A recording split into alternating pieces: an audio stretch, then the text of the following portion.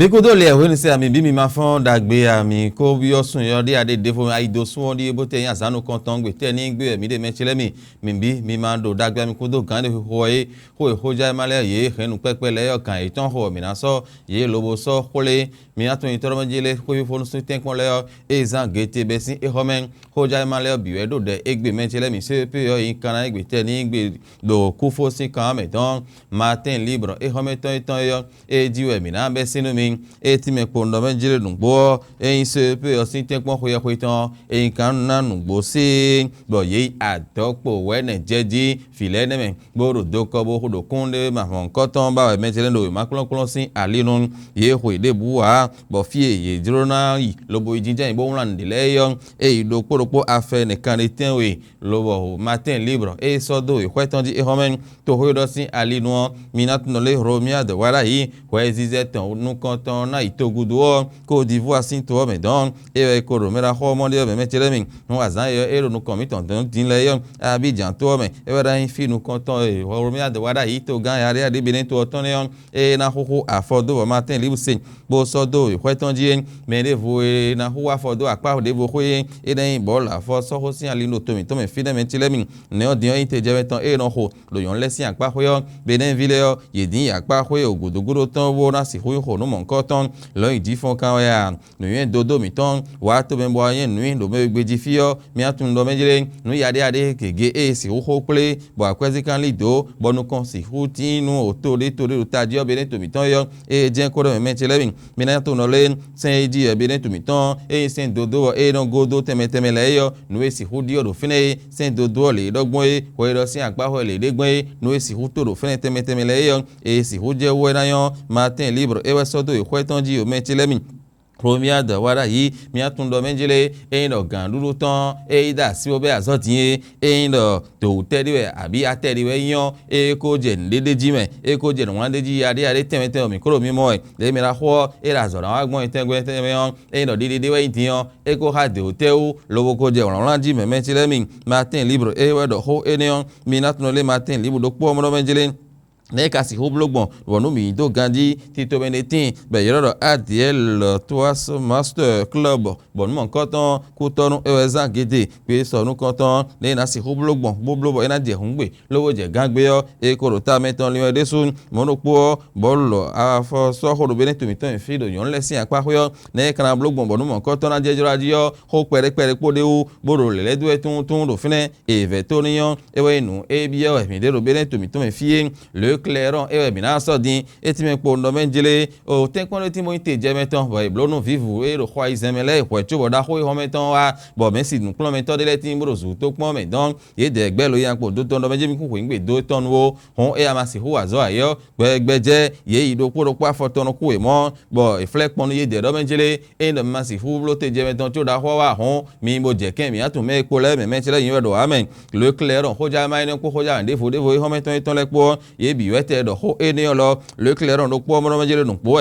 se pe o ebe egbe nu gbo te ni gbe yan ido sun sin azan tonu kan ton gbe do be ikun gban bi huiji a che pipa fiero zozo bo je nu ko pe le yo aina ja inu vile ezon e de po no le po do hanzo atore po pe ayo bi huiji mi chilemi bono fi to vi no le yo bo vile kwa ija ime o ye ni si hui lo bo yorun anu bo do ji ni wa hui mi chilemi le clairon e we do ho eniyan bi na so ho ja man de vo la busol e de so e mo do menjele romia de wada yi we zize tonu kan ton to ganda Abidjan Côte d'Ivoire to me don ewe eko mo de me bo le ko ro gbe do to gan gbon yo o labusolo ko no fi bogo dro ton ku se do e lo bo mo no menjele romia na wada yi to gan enion o we zize tonu kan ton Abidjan e na di bla hu wa fodo o mi nat no le kufo ewe e kanu se pe hwe ton de menchele mi bo nu wa ya de adele yo de na je nu lan ji din e ko in kana ho men fi le kro ta me gba e bo nu e ndo e temeten ro ma ji le yo ye ko nu lan ho gan me lo din labusol e we do ho enion me menchele mi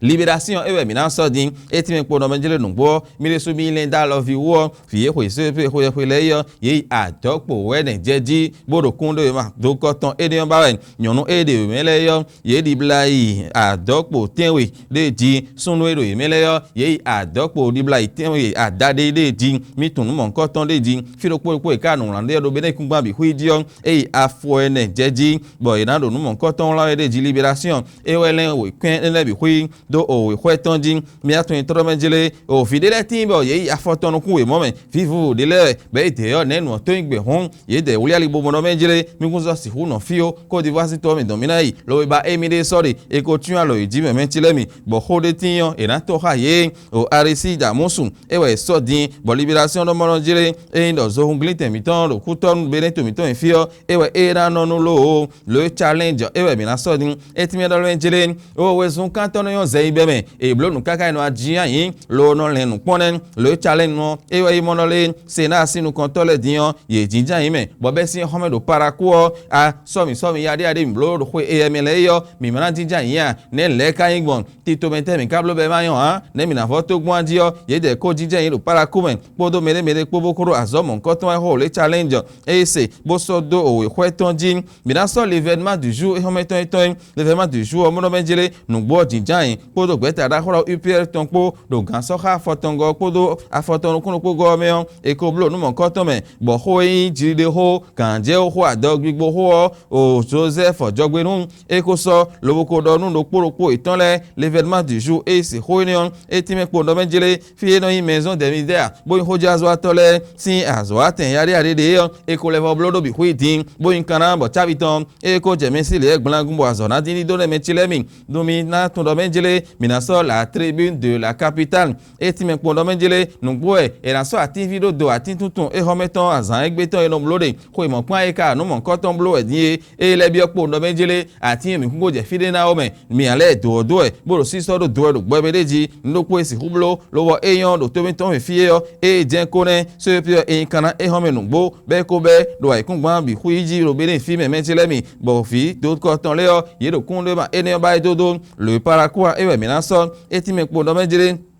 UPMB ero bogu sin okan medan ne ikana blogbon bo nu bi na jejoro do azo si anpa horo hojaja sin alinu bo mi no kurukura no joro ko do azo ton ye ero kan ton ho boro cho ho ton suwe bo para kwa we sero nu eton bo so do we kweton ji o mentile mi so pe yo e benu gbo hoyin to yare yoyo arama nata e do hon sedo ye me fi fufu bo ho ngbe ten pon mon ko ton ho ye ko le bo nu jire tinu ye e de nla nu po e ma di kasi de wo adogbo ho o hoyin to ko so bodo ni Yemen le matinal ewe mina so din etime podo mejele nu gbo file yo ye kun hwede bo hwe bo hwe ngbe tengo mon ko ton men yesu po de su do de jin bo le matinal de su se bo so de hwe tonje bo kala fo mo sena bo de jinjan yin do para kugbon bo na se holen nu bo ti to me hwede von ton na se ho jejoro e wa ye mi gboro mina jinjan yin bo gbeje pon bo to ndo nu kan le matinal de so e do ho eneon le chasseur info e mo do mejele nu gbo e amanata hoyin to yare ade eneon ho ra si ton yo e ko donu yeme loboka ikanu nu raula si o nu CP o si ye camion nu evile na la bon e nu indo meteme le yo e ko blon mon coton we ma ho me do coton o gbo foliton e blon mon hunde do ku fo si kan me don bon le chasseur info e lo ho gbo men kaka lo iton je di bo sodo o we ho iton di e mo do menjele e no mi pon ho mi dogu do e ko ho ye ko e je di kaka ya ton adade de ji ho yesu po ho gan me ho e mi dogu do aye le chasseur info e ho ne le bi ho si kane o mentile min l'autre vision e we mina so din etime po no menjele fiacre vision no e we so ben bo to gan si azogba sa e we na pe nu kun do we ho do fine bo l'autre vision e se bo so do o hweton din Oreli Adam Sule Zumaru elomo le ero bi Bible azoton na si ho jejoro ganjiro ho into gbaza ton yade yo e do ho de dion e ko do se do ho jazo atole lo bo l'autre vision e se bo so do hweton jin fraternité e we mi na so din etime po ndo mejere nu gbole nu kunlokun ma kunlokun do koton se pe e ko yin kaname bo ho into ra lide nu e ama nata e do ho de we do dion e ko do ho bo le ache pa so ton dodo bo ija idona tin gbidigbidi moyo e do enion lobo tereji se fraternité et c'est bo soro kwetonji la nouvelle tribune e mina sodin zakpota kamion ne kana agbedin bo vile ejede e sa ilu de e so esedo azosin se magbero de o ne odion e do ti hoji e do zakpota sin kamedon do belen tomito en fin e kana agben bo nu mo hun kan idobi gumi adio e do nu cambio hui ton zero filo nouvelle tribune e wedo enion